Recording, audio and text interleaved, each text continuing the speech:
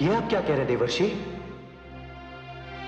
ये सत्य है देवराज, और आपकी सूचना के लिए मैं यह भी बता दूं कि अश्वमेध का अश्व राजधानी लौट रहा है।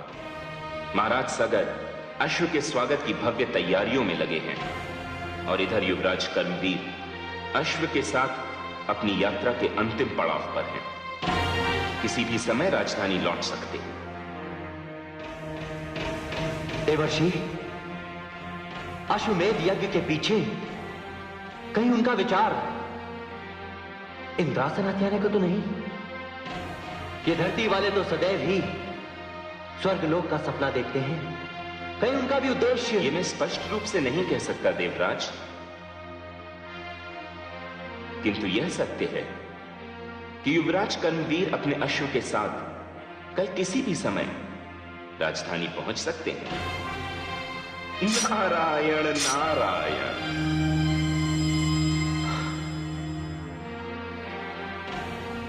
नहीं नहीं देवर्षि, मैं ये यज्ञ संपन्न नहीं होने दूंगा।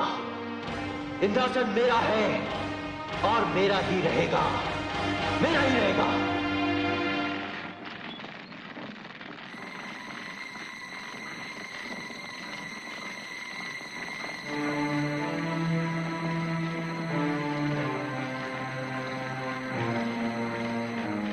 हम प्रातः सूर्योदय होते ही राजधानी की ओर प्रस्थान करेंगे।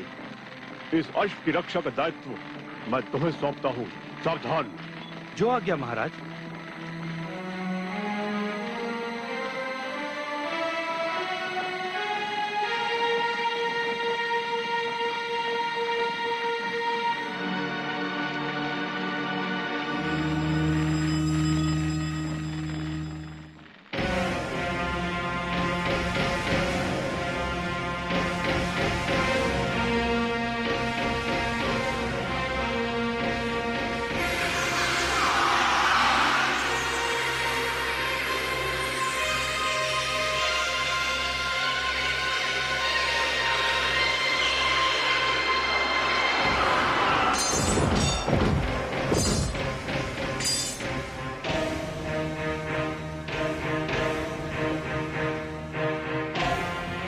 अब तुम महाराज सगर के पास नहीं जाओगे,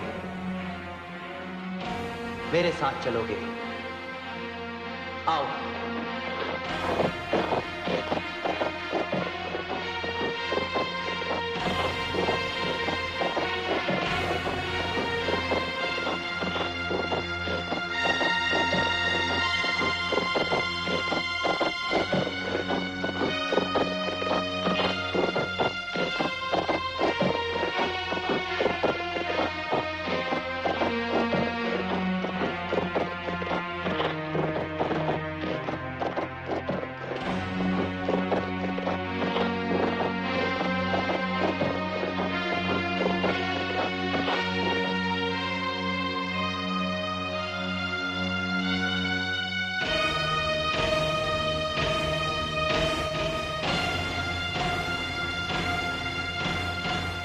युवराज कर्मवीर और उनके सैनिक सोच भी नहीं सकते कि उनका दिग्विजयी अश्व यहां होगा, यहां कपिल मुनि के आश्रम में।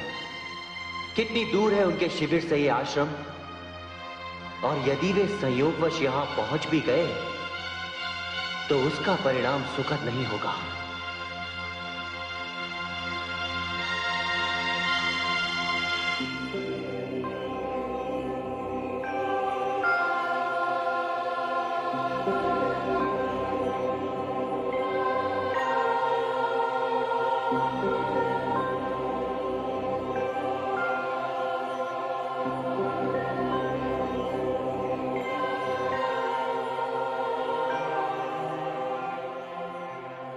क्षमा करें मुनिवर, आपकी अनुमति के बिना मैं ये कार्य कर रहा हूं। मेरी विवशता है, क्या करूं?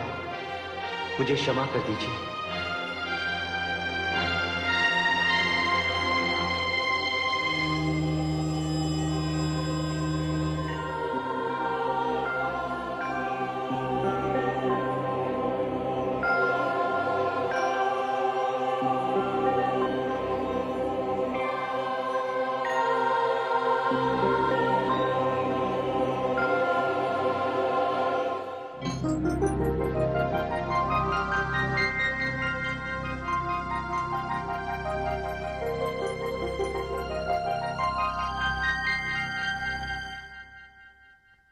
महाराज की जय हो। अपना अश्व खो गया है और सारे सैनिक मूर्छित हैं।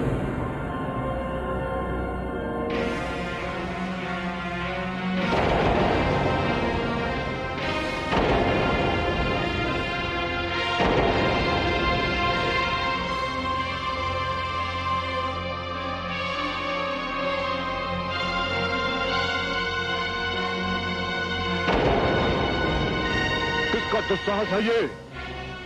कौन है वो जिसे अपने प्राण प्रिय नहीं है? हम सब भाई धरती के एक छोर से दूसरे छोर तक ढूंढेंगे और अश्व के चोर का पता लगाएंगे।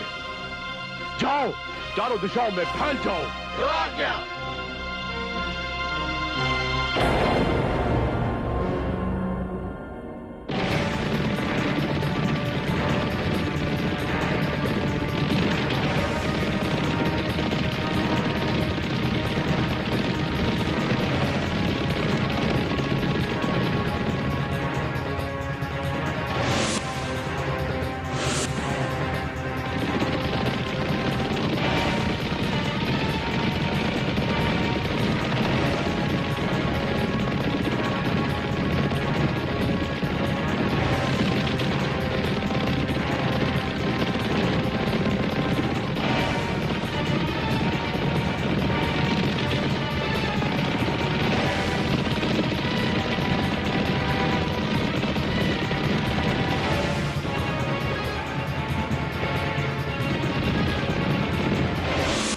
महाराज, महाराज, महाराज की जय हो।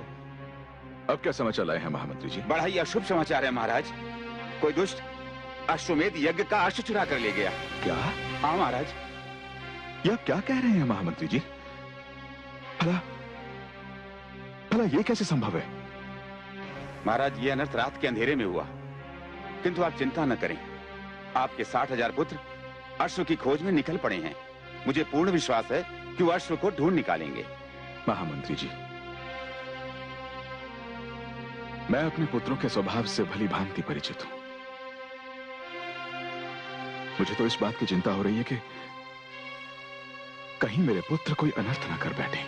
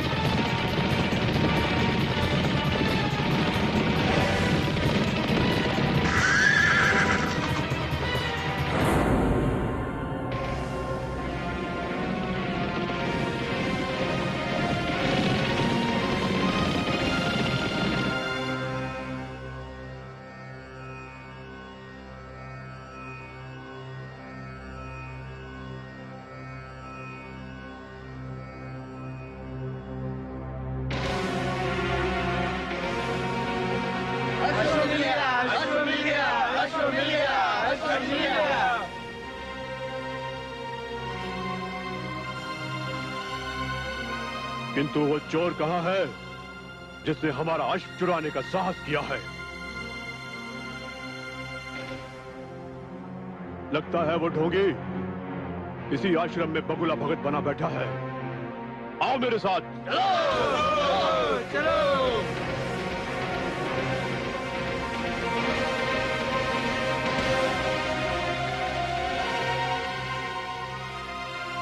नेत्र खोल ढोंगी, हमने तेरी चोरी पकड़ ली है।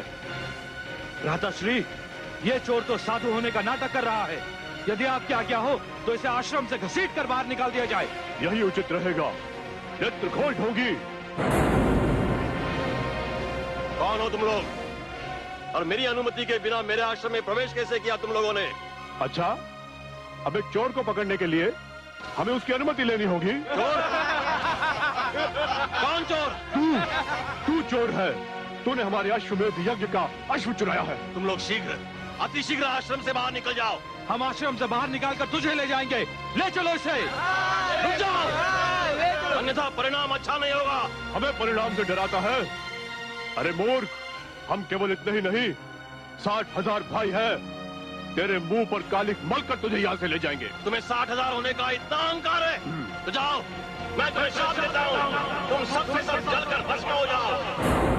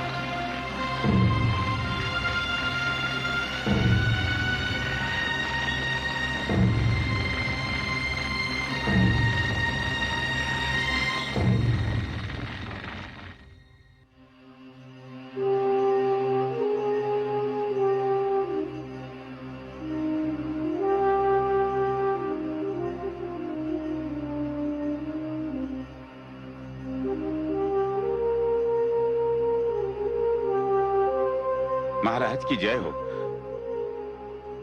महामंत्री जी, कुछ पता चला अश्व का? नहीं महाराज, कुछ पता नहीं चला। किंतु किंतु किंतु क्या? महाराज, अश्व के साथ साथ हमारे 60,000 राजकुमारों में से किसी का भी कुछ पता नहीं चला। क्या क्या कह रहे हैं महामंत्री जी? हमारे इतने सारे पुत्र एक साथ कहां जा सकते हैं? यही तो आश्चर्य की बात है महाराज। हमारे सैनिकों ने चारों दिशाओं में उन्हें ढूंढा, किंतु कहीं भी किसी का भी पता नहीं चला। यह आपने हमें कैसा समाचार सुना दिया महामंत्री जी? कैसा समाचार सुना दिया आपने?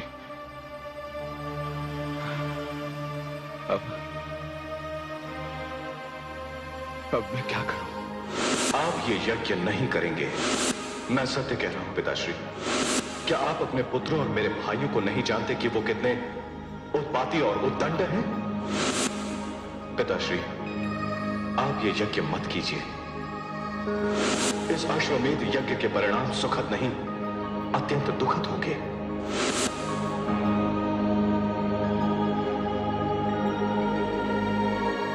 महाराज, कहां जा रहे हैं महाराज आप? मैं अपने पुत्र असमंजस के पास जा रहा हूं महामंत्री जी।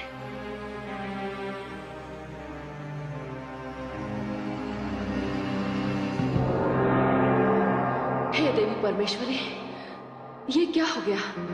होना क्या है महादेवी?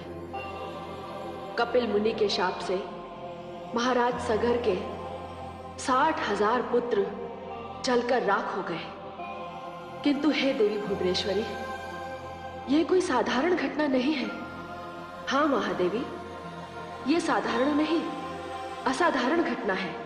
हे आदिशक्ति, इस घटना का समाचार जब महाराज सगर को मिलेगा तब क्या परिणाम होगा? हे महादेवी, जैसा आप सोच रही हैं वैसा नहीं होगा, क्योंकि इस घटना के पीछे एक रहस्य है। आप उस रहस्य को अभी जानने का प्रयत्न ना करें। अभी तो आप ये देखिए कि महाराज सगर अपने पुत्र असमंजस से मिलने तपोवन जा रहे हैं।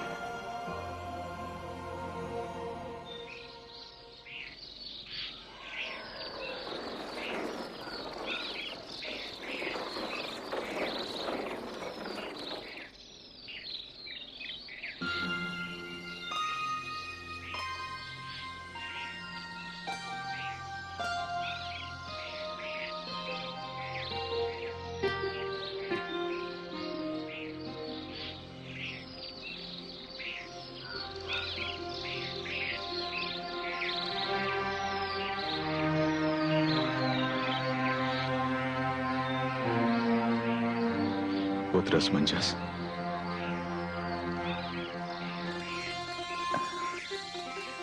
पिताश्री आप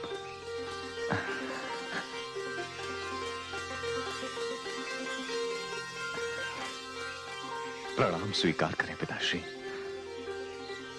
आयुष्मान भव पुत्र, आयुष्मान भव। क्या बात है पिताश्री? आज मैं तुमसे क्षमा मांगने आया हूं पुत्र। पिताश्री, आज मैं तुमसे केवल यही कहने आया हूं कि उस दिन मुझसे भूल हुई थी, मैं भ्रम में था पुत्र।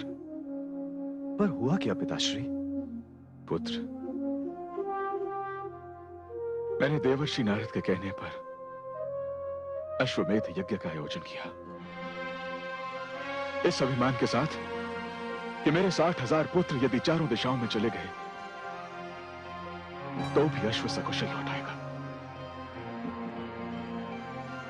किंतु ये मेरा भ्रम था पुत्र, ऐसा कुछ नहीं हुआ। ये आप क्या कह रहे हैं पिताश्री? हाँ पुत्र, इस समय ना तो अश्व का कहीं कुछ पता है और ना ही तुम्हारे भाइयों का। किंतु पिताश्री, वे सब के सब जा कहां सकते हैं? यही तो मेरी समझ में भी नहीं आ रहा है पुत्र। पुत्र, उस दिन तुमने कहा था कि ये अश्वमेध यज्ञ मेरे लिए सुखद नहीं, अत्यंत दुखद होगा। यदि उस दिन मैंने तुम्हारी बात मान ली होती पुत्र, तो आज मुझे यह दिन न देखना पड़ता। पुत्र, पुत्र, अब तुम्हारे अतिरिक्त मेरा और कोई नहीं है। एक दुखी, विवश और असहाय पिता अपने पुत्र से सहायता मांगने आया है। मेरी सहायता करो पुत्र, मेरी सहायता करो पुत्र। यदि इस समय तुमने मेरी सहायता नहीं की तो मैं अपने प्राण त्याग दूंगा। नहीं पिताश्री, नहीं नहीं, अभी आपका यह पुत्र जीवित है पिताश्री। आपकी चिंता मेरी चिंता है पिताश्री। मैं जाकर ढूंढूंगा अपने भाइयों को और मैं वापस लाऊंगा उन्हें, और साथ ही उस अश्व को भी। पुत्र असमंजस। हाँ पिताश्री, हाँ पिताश्री, आप निश्चिंत होकर राजमहल की ओर प्रस्थान करें। अब ये उत्तरदायित्व मेरा है, केवल मेरा। पिताश्री, पुत्र, प्रणाम। आयुष्मान भव पुत्र, आयुष्मान भव।